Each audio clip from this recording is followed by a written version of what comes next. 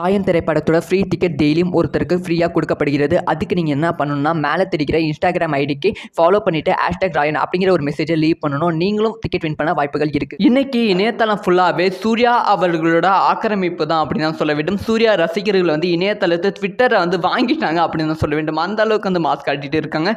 So S, அஃபிஷியலாக கங்காவா திரைப்படத்தோட first single இன்னைக்கு கரெக்டாக 11 மணிக்கு சூர்யா அவர்களோட பிறந்தநாளை முன்னிட்டு ரிலீஸ் ஆகும் அப்படின்னு சொல்லியிருந்தாங்க.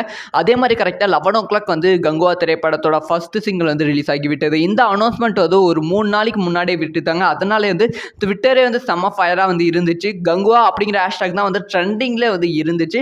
இப்போ கங்குவா திரைப்படத்தோட ஃபர்ஸ்ட் சிங்கிள் நேற்று நைட் சூர்யா 44ஓட அப்டேட்டு அந்த மாதிரி லைனா 1 by 1 சூர்யா அப்டேட்டாக விட்டு இருந்ததால் இப்போ ட்விட்டர் ட்ரெண்டிங்ல கங்குவா அப்படிங்கிற ஹேஷ்டாக் செம்மையாக ட்ரெண்ட் ஆகிட்டு இருக்கு. Even greatest of all time, அதாவது கோத் திரைப்படத்தோட ஒரு போஸ்டர் ரிலீஸ் பண்ணாங்க. லொகேஷன் போஸ்டர் ரிலீஸ் பண்ணி இன்னும் 4 நாள் இருக்கு படம் ரிலீஸ் ஆக அப்படிங்கிற அஃபிஷியல் அனௌன்ஸ்மெண்ட் கொடுத்தாங்க.